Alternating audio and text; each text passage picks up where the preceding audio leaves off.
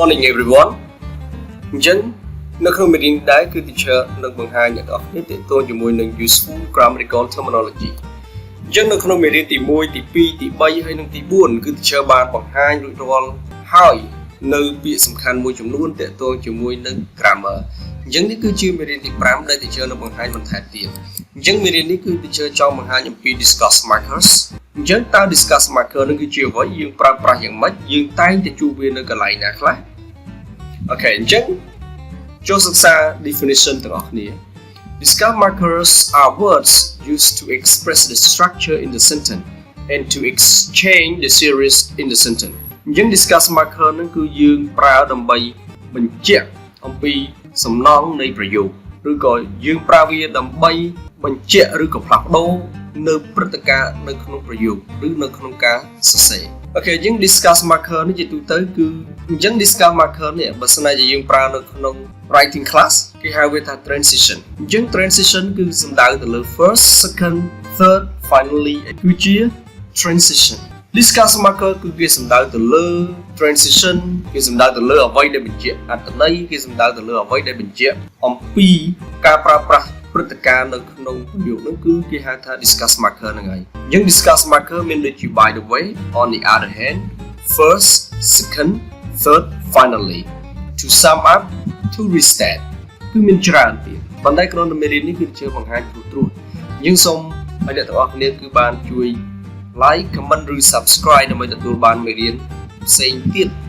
ដើម្បី improve នៅការសរសេរឬក៏ការនិយាយរបស់យើងទាំងអស់គ្នាអញ្ចឹងមេរៀននេះគឺ teacher នឹងបង្ហាញបន្ថែមទាក់ទងជាមួយនឹង ellipsis តើ ellipsis នឹងគឺជាអ្វីយើងប្រើប្រាស់យ៉ាងម៉េច ellipsis is a process in speaking ellipsis គឺជាដំណើរការនៅក្នុងការនិយាយ or writing that we leave out some words យើងនៅពេលណាដែលយើងប្រើ ellipsis នេះគឺយើងប្រើដើម្បីលុបចោលពាក្យមួយចំនួននៅក្នុងប្រយោគនឹង to make the communication short and acceptable គឺក្នុងគោលបំណងដើម្បីធ្វើឲ្យការទំនាក់ទំនងនេះគឺវាខ្លីហើយនឹងអាចទទួលយកបានមើលប្រយោគទី1 Have you seen my pet ទម្រង់នេះគឺជាទម្រង់ពេញអត់ទាន់មាន ellipsis ទេវាគឺជាទម្រង់ពេញរបស់ present perfect យើងមើលប្រយោគទី2 Seen my pet ឃើញសត្វចិញ្ចឹមរបស់ខ្ញុំទេទម្រង់នេះគឺជាទម្រង់ ellipsis បាទបានន័យថា concept ឬក៏ការឡើងជានៅក្នុង present perfect ដែរប៉ុន្តែគ្រាន់តែគេលុបចោលគេចង់សង្កត់ទៅលើអ្វីដែលសំខាន់ emphasis នេះគឺយើងប្រើឡើងដើម្បីដល់នៅ key សំខាន់បានន័យថាផ្ដល់នូវចំណុចសំខាន់នៅក្នុងផ្នែកនៃប្រយោគគេយើងមើលទាំងអស់គ្នា You want to go now អញ្ចឹងនៅពេលណាដែលយើងនិយាយជាស្នៀងភាសាធម្មតាបានន័យថាយើងនិយាយទៅអត់មានការសង្កត់អត់មានការលើកដាក់សំឡេងទម្រង់នេះគឺមិនទាន់ emphasis ទេហើយទម្រង់នេះដែរគឺជា declarative question បានន័យថាទម្រង់ជាប្រយោគស្រកប៉ុន្តែដាក់ជាសញ្ញាសួរអញ្ចឹងទម្រង់នេះគឺក៏មិនទាន់មានការ emphasis អីដែរគឺមិនទាន់មានការសង្កត់សំឡេងអីដែរអញ្ចឹងយើងមើល number 2 You want to go now អញ្ចឹងនៅពេលណាដែលយើងប្រើប្រាស់ទម្រង់ជា emphasis បានន័យថាចង់សង្កត់នៅព័ត៌មានដ៏សំខាន់អញ្ចឹងយើងប្រើ intonation របស់យើងគឺត្រូវលើកឡើងឬក៏ទម្លាក់ចុះទៅតាមស្ថានភាពរបស់យើង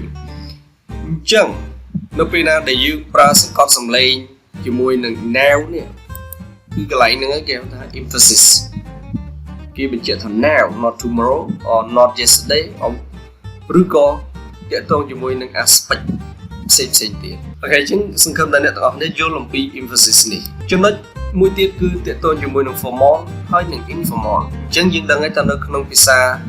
អង់គ្លេសក៏ដោយភាសាខ្មែរក៏ដោយភាសាណាក៏ដោយគេតែងតែមានភាសាជា formal ហើយនិង informal របស់គេបានន័យថាភាសាជាផ្លូវការហើយនិងភាសាដែលមិនផ្លូវការយើងប្រើប្រាស់យ៉ាងម៉េចយើងសូមមើល we use formal language in the formal arena such as business workplace school and university យើងភាសាជាផ្លូវការយើងប្រើនៅក្នុងទីកន្លែងដ៏ផ្លូវការដូចជាការធ្វើ business នៅកន្លែងធ្វើការ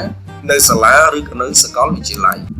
ឧទាហរណ៍ Good morning ladies and gentlemen នេះគឺជា formal language ដែលយើងប្រើអាចជានៅកន្លែង business workplace ឬ university អញ្ចឹងបើនៅ school យើងអាចនិយាយថា Good morning student Good morning class នេះគឺជាភាសាផ្លូវការដែលយើងប្រើជា language classroom នៅក្នុងកន្លែងដែលយើងធ្វើការដែរ Use informal language in the informal things such as talking with friends អញ្ចឹងយើងប្រើ informal language នេះដើម្បីសំដៅទៅលើអ្វីដែលមិនផ្លូវការហើយយើងប្រើវានៅពេលណាដែលយើងនិយាយជាមួយមិត្តភក្តិយើងឬក៏តាមទីកន្លែងសាធារណៈផ្សេងៗអញ្ចឹង informal language នេះមានដូចជា hi shut up បាទ hey បាត់មាត់ទាំងអស់ហ្នឹងគឺជាភាសាដែលមិនផ្លូវការយើងប្រើ communicate ដែរប៉ុន្តែ communicate ជាប្រភេទដែលមិនផ្លូវអញ្ចឹងគឺសូមអរគុណអ្នកទាំងអស់គ្នាសម្រាប់ការទេសនានៅមេរៀននេះហើយសង្ឃឹមថាអ្នកទាំងអស់គ្នាគឺជួយ like comment ហើយនិង subscribe ដើម្បីទទួលបានមេរៀនថ្មីៗបន្តទៀតសូម